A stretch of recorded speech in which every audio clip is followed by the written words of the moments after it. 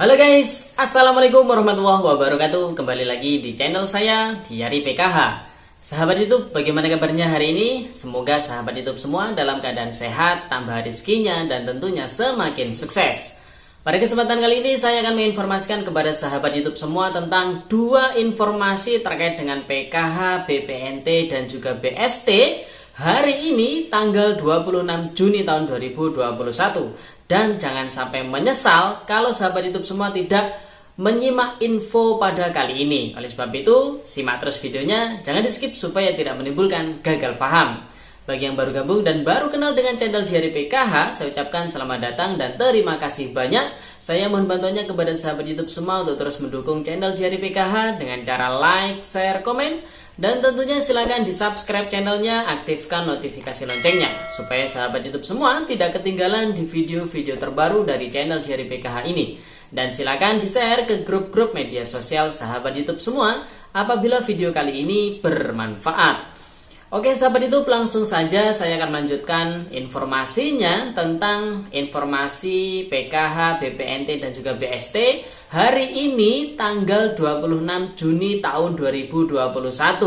Dan jangan sampai menyesal apabila sahabat YouTube semua ketinggalan informasi pada video kali ini sahabat YouTube. Sahabat YouTube, kita ketahui bersama sekarang sudah tanggal 26, berarti tinggal hitungan hari lagi memasuki bulan Juli tahun 2021.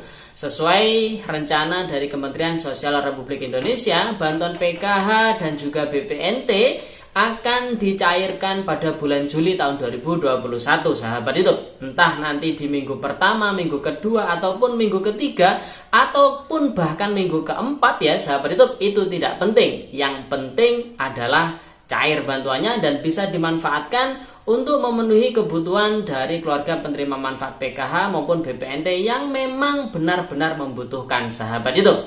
Dan untuk BST ini masih tanda tanya karena ketika Kementerian Sosial Republik Indonesia, Bu Risma dimintai keterangan, ini beliau menjelaskan belum bisa menyampaikan secara pasti kapan ataupun BST ini dicairkan atau tidak sahabat YouTube ya. Karena mengingat dari Kementerian Sosial Republik Indonesia ini sudah melakukan koordinasi dengan Kementerian Keuangan. Namun ada sesuatu hal masalah di Kementerian Keuangan terkait dengan bantuan BST ini, sehingga dengan sampai saat ini bantuan BST untuk alokasi Mei dan Juni masih belum bisa disalurkan sahabat YouTube.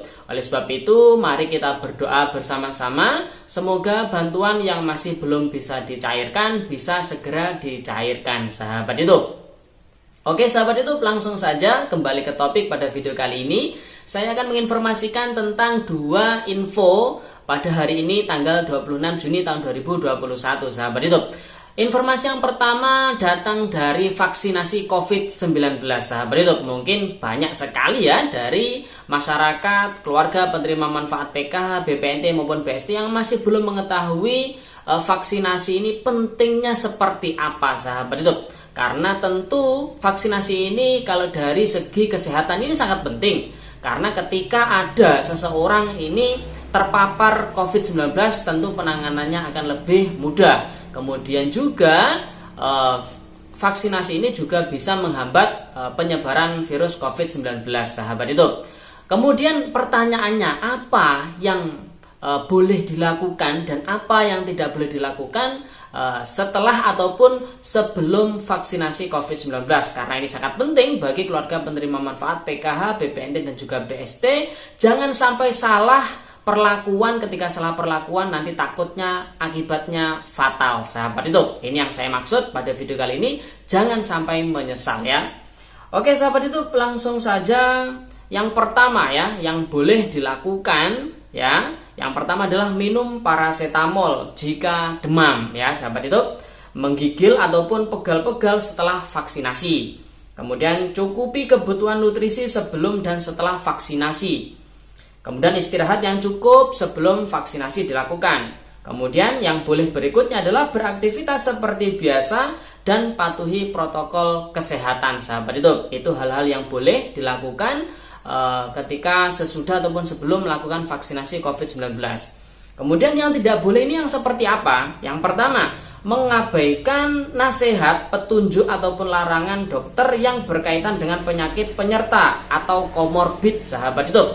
Nah, biasanya sebelum vaksinasi dilakukan, ini para calon penerima vaksinasi ini ditanya dulu, dicek dulu kesehatannya, riwayat penyakitnya seperti apa. Nah, ketika sudah ketemu riwayat penyakitnya seperti apa, nanti oleh dokter ini akan diberi saran, ya sahabat YouTube, akan diberi saran kemudian nasihat terkait dengan penyakit bawaannya ini, sahabat YouTube, atau penyakit penyertanya ini. Kemudian yang tidak boleh berikutnya adalah mendatangi tempat pelayanan vaksinasi dalam kondisi tidak sehat. Ya, kalau tidak sehat, demam, kemudian dalam kondisi kurang fit, ini mending diam di rumah saja, sahabat YouTube. Kemudian yang tidak boleh berikutnya adalah menekan, memijat, atau menggosok lokasi bekas suntikan. Nah, ini tidak boleh ya. Biasanya ini anak sekolah ya, kalau habis disuntik, ini biasanya kalau sama temannya ini dikerjain ya. Jadi bekas suntikannya itu dipukul-pukul. Ya, ini tidak boleh, sahabat itu. Kemudian berikutnya menerima jenis vaksin yang berbeda dengan dosis pertama. Ini tidak boleh, sahabat YouTube ya. Kalau sebelumnya ini menggunakan Sinovac, berikutnya menggunakan vaksin lainnya, ini tidak boleh. Jadi harus sama, sahabat YouTube. Jadi ini harus hati-hati benar ya. Kemudian berikutnya adalah mengabaikan protokol kesehatan sesudah vaksinasi. Ini tidak boleh, sahabat YouTube. Meskipun sudah vaksin, protokol kesehatan tetap dilakukan ya, karena orang yang sudah vaksin ini tidak menjamin kalau dia ini kebal dengan virus COVID-19. Kemungkinan kena masih ada, namun penanganannya akan lebih mudah, sahabat itu. Berikutnya ya, ini hal yang penting, sahabat itu. Vaksinasi harus didapatkan secara lengkap, 2 dosis untuk optimalkan tingkat kekebalan tubuh. Jadi kalau sudah vaksin 1 kali, maka nanti akan dapat vaksin yang kedua ya. Kemudian jarak minimal antar dosis 1 dan 2 harus sesuai yang direkomendasikan untuk tiap vaksin. Jadi tiap vaksin itu berbeda-beda, sahabat itu. Kemudian vaksin mencegah terpapar COVID-19 atau bila terpapar maka tidak akan sakit atau hanya mengalami sakit ringan, sahabat itu. Itu informasi yang pertama tentang vaksinasi yang memang perlu diketahui oleh seluruh masyarakat, khususnya para subscriber channel Diari PKH berasal dari keluarga penerima manfaat PKH, BPNT dan juga BST, sahabat itu. Kemudian informasi yang kedua ini datang dari siaran pers Menteri Sosial Ibu Risma ketika beliau melakukan audiensi dengan asosiasi fintech ya, finansial teknologi, yang mana kemungkinan nanti pada tanggal 17 Agustus tahun 2021 Kementerian Sosial Republik Indonesia ketika sudah siap akan melonceng penyaluran bantuan sosial melalui fintech, sahabat YouTube. Nah, di mana ini nanti yang jelas juknis pedoman akan akan disampaikan oleh Kementerian Sosial Republik Indonesia, yang kemudian nanti akan dilakukan edukasi oleh para pendamping, baik itu pendamping PKH maupun pendamping TKSK, sahabat YouTube ya. Jadi kita tunggu kabarnya selanjutnya.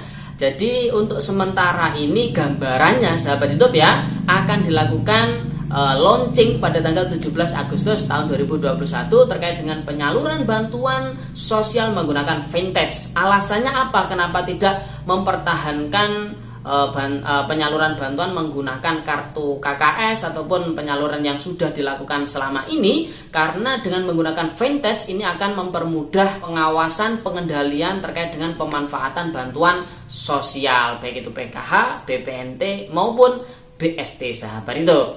Oke, sahabat itu 2 informasi penting tentang PKH, BPNT dan juga BST hari ini tanggal 26 Juni tahun 2021. Semoga video ini bermanfaat, dan jangan lupa sebelum meninggalkan video kali ini tinggalkan jejak dengan cara like, share, komen, dan tentunya silakan di subscribe channelnya, aktifkan notifikasi loncengnya supaya sahabat YouTube semua tidak ketinggalan di video-video terbaru dari channel Diari PKH ini.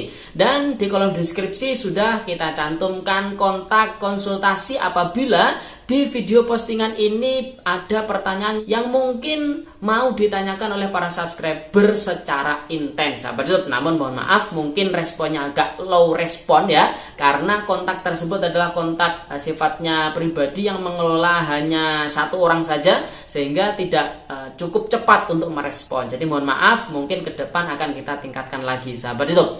Oke sahabat YouTube, itu informasi pada video kali ini. Sekian, terima kasih. Salam PKH. Wassalamualaikum warahmatullahi wabarakatuh.